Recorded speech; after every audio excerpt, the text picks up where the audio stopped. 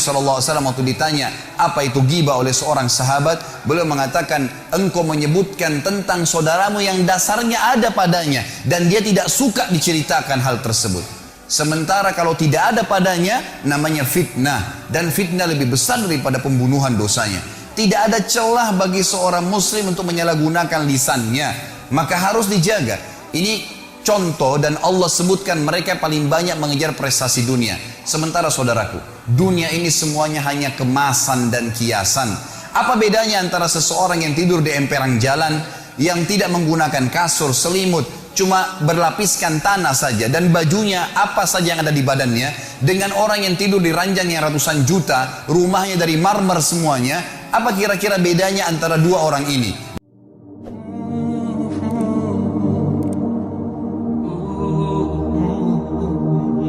Surah ini saudaraku diberi nama oleh Allah Subhanahu wa taala dengan surah Al-Humazah. A'udzu billahi minasyaitonir rajim. Bismillahirrahmanirrahim.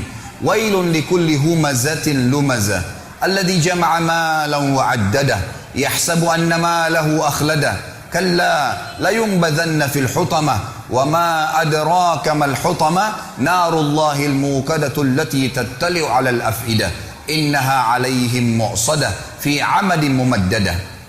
Di dalam tafsir sekaligus terjemahan, wailun berarti saudaraku seiman memiliki banyak makna yang artinya adalah kecelakaan, kehinaan, penyiksaan, kerendahan. Segala macam makna yang bisa menyusahkan seseorang bergabung di masalah atau dalam kalimat wail. Seperti misalnya dalam ayat lain, wailun lil mutaffifin, kecelakaan, kehancuran, kebinasaan. Bahkan ulama tafsir mengatakan nama sebuah lembah di api neraka namanya wail. Allah mengatakan wailun li kulli. Kata-kata li ini berarti untuk, dan kullu berarti semuanya. Dan kalau bergabung antara li dengan kullu berarti tidak ada pengecualian. Allah mengatakan wailun li kulli, kecelakaan, kehancuran, kebinasaan, siksaan, lembah di api neraka untuk semua, tidak terkecuali. Siapakah yang Allah ancam saudaraku? Dua kelompok. Humazatin lumazah. Humazah ini kata ulama tafsir maknanya adalah alladzi ya'ibun nasu biqaulihi, orang yang sibuk menceritakan aib orang lain dengan lisannya. Sibuk lisannya setiap hari bangun tidur sampai tidur lagi bagaimana menjatuhkan orang lain, menghina orang lain, mengeluarkan kata-kata yang mengundang murkahnya Allah dari kata-kata kemaksiatan. Tidak ada nasihat, tidak ada zikir, tidak ada baca Al-Quran. Padahal orang mukmin harus memikirkan semua yang keluar dari lisannya adalah sesuatu emas, bernilai, punya bobot, sehingga dicatat dalam buku amalnya. Dan dia menjauhi semua kata-kata yang justru berbahaya bagi dia, yang akan membuat orang lain membencinya karena kata-kata kasar, atau menghina, atau menjatuhkan. Bahkan Allah Subhanahu wa ta'ala akan murka padanya. Dan kita akan dengar dalam lanjutan ayat ini bagaimana Allah mengancam orang-orang yang menyalahgunakan lisannya. Saya akan paparkan panjang lebar hadis-hadis dan berhubungan dengan hukum-hukumnya setelah membacakan umumnya ayat ini. Allah Subhanahu wa ta'ala mengatakan lanjutannya lumazah. Beda antara humazah dan lumazah saudaraku hanya di awal hurufnya. Kalau humazah menggunakan ha, kalau lumazah menggunakan lam. Kalau tadi humazah alladzi ya'ibun nasu biqaulihi, orang yang sibuk menceritakan aib orang lain, menjatuhkan, menghina dengan lisannya. Maka lumazah adalah alladzi ya'ibun nasu bifi'lihi, orang yang sibuk mencontohkan aib orang lain dengan perilakunya. Temannya pincang dicontohkan jalannya, temannya cadel dicontohkan jalannya. Apa saja kekurangan dari fisik seseorang di depan matanya, maka dia jadikan sebagai bahan-bahan olokan. Sekali lagi Allah mengatakan wailun, kecelakaan, kehancuran, kebinasaan, lembah di api neraka untuk semua tidak terkecuali kelompok yang sibuk menceritakan orang lain dengan lisannya, menjatuhkan mereka, menghina mereka, atau mereka mencontohkan aib orang lain dengan perilakunya. Apa yang Allah Subhanahu wa ta'ala sebutkan tentang ciri mereka? Kata Allah Subhanahu wa ta'ala alladzi jama'a malan wa 'addadah.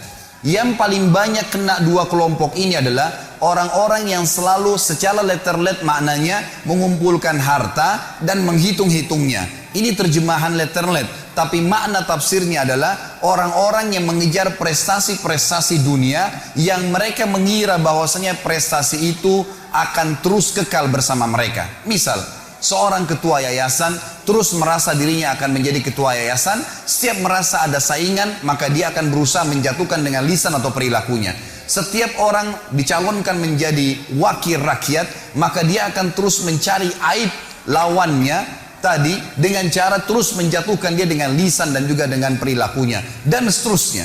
Semua ini adalah hal-hal yang diancam oleh Allah Subhanahu wa taala. Di dalam Islam, saudaraku, kita sangat ditekankan untuk selalu bersyukur kepada Allah kalau seandainya ada sesuatu aib pada diri orang, muslim atau non muslim, untuk bersyukur kepada Allah karena tidak ada pada diri kita. Sebagaimana sabda Nabi SAW di dalam sebuah hadis yang sahih, beliau mengatakan terjemahannya, kalau kalian melihat aib pada diri seseorang yang tidak ada pada diri kalian, ucapkanlah alhamdulillahilladzi afani mimma ibtala bihi wa faddalani ala katsirin mimma khalaqa tafdhila. Segala puji bagi Allah yang telah menyelamatkan saya atas apa yang dicobakan kepada orang ini, dan telah memberikan kepada saya kelebihan dengan kelebihan-kelebihan yang banyak.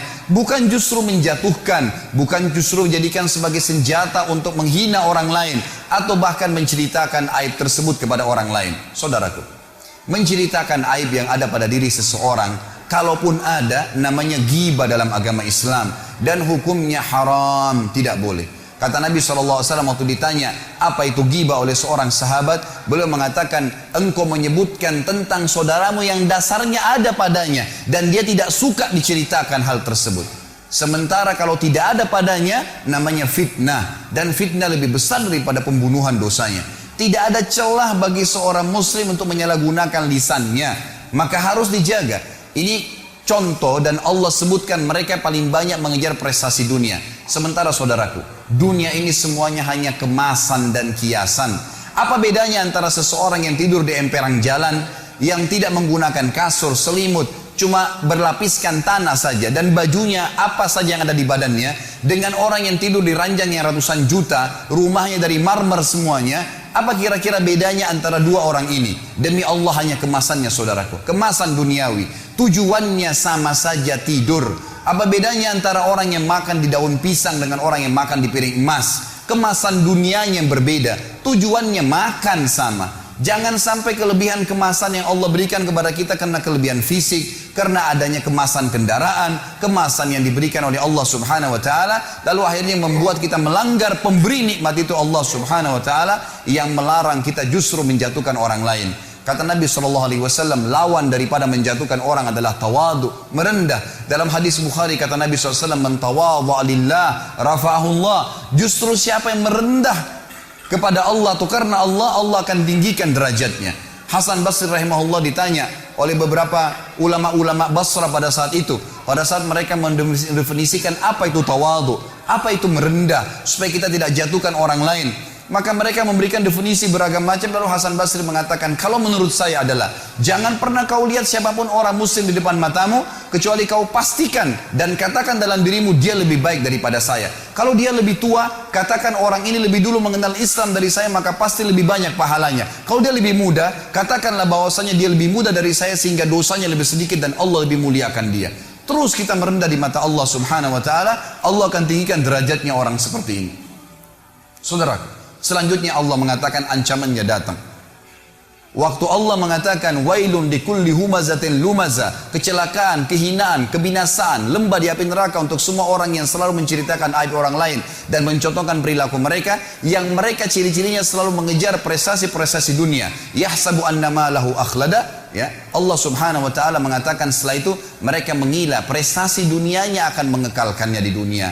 Kalla, tidak mungkin. La yumbadzanna fil hutama, pasti mereka-mereka ini akan dilemparkan ke dalam hutama. Allah lanjutkan, wa ma adraka mal hutama, tahukah kalian kenapa harus kalian takut, khawatir jangan sampai masuk ke hutama itu?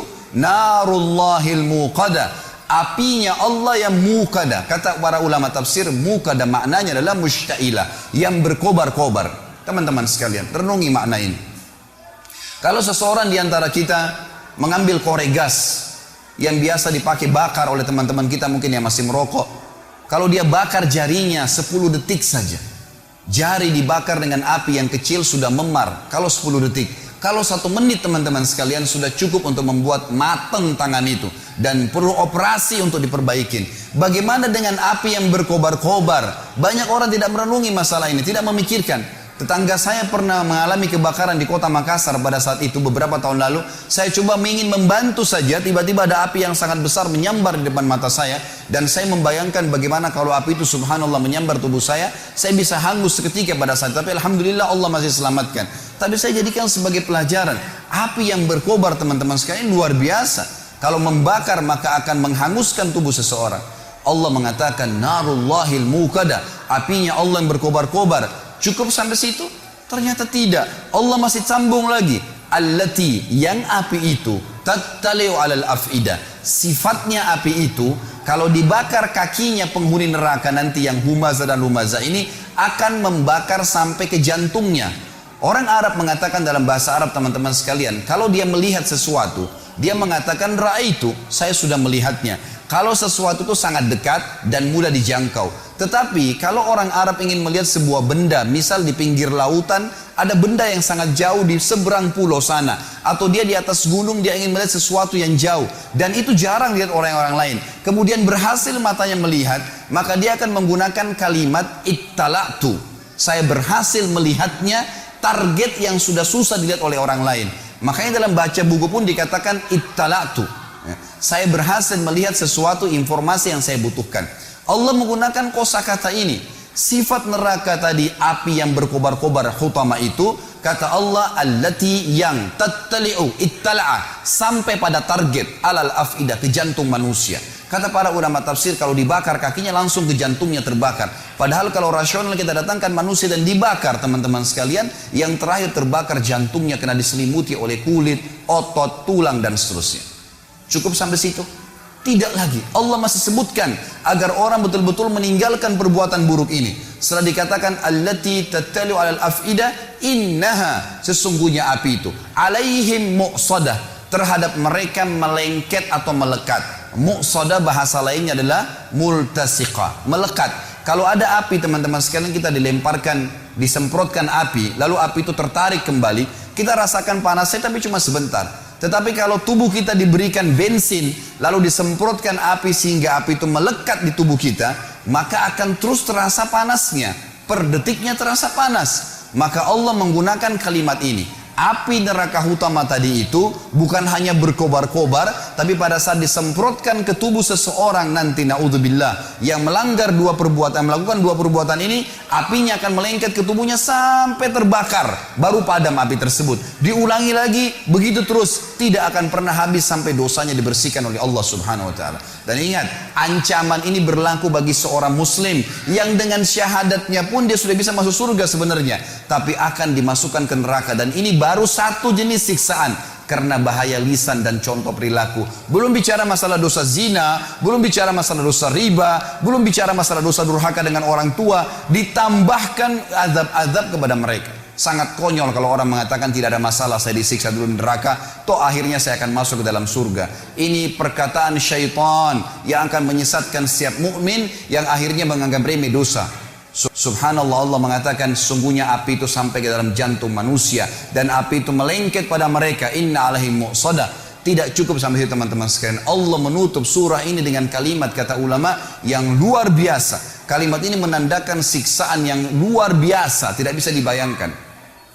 Fi amadin mumaddada, kata Allah, dan mereka akan diikat di tiang-tiang yang bergelantungan. Kata ulama tafsir, penutupan surah ini luar biasa kalau orang memahaminya. Rasionalnya begini, kalau masjid ini kita tutup semua, tidak ada lubangnya sedikit pun, lalu kemudian kita bakar dengan api teman-teman sekalian, ada orang yang mau dibakar di sini, nggak diikat di tiang, dibiarkan dia berlari-lari sana sini, tapi penuh dengan api ruangan ini. Pasti dia akan mati terbakar, tapi ada jeda pada saat dia lari ke sana, dia lari ke sini, ada jeda, dia tidak rasakan panasnya api. Kalau ada orang kita ikat di tiang masjid ini, lalu kita bakar, ditutup semuanya, dia nggak bisa lari karena terikat, juga masih ada jeda di mana dia bisa menginjak-injakkan kakinya ke lantai sehingga api dari bawah kakinya padam. Memang dia terbakar, tapi masih ada jeda di mana dia tidak rasakan panas. Tetapi teman-teman sekalian, renungi makna ayat ini, namanya tadabbur, mengambil hikmah dan hukum yang Allah inginkan. Kalau kita tancapkan tiang di atas atap masjid ini, ditancapkan tiang seperti misalnya tiang lampu yang besar, lalu kita ikat seseorang di situ. Kemudian dibakar ruangan ini, dia bergerak kiri kanan pun tetap akan merasakan panasnya api siksaan tersebut per detiknya. Dan ini kata ulama adalah makna yang luar biasa, mengandalkan sudah cukup seorang muslim meninggalkan dosa ini, saudara. Surah ini teman-teman sekalian mengajarkan kepada kita tentang bahayanya menyalahgunakan lisan.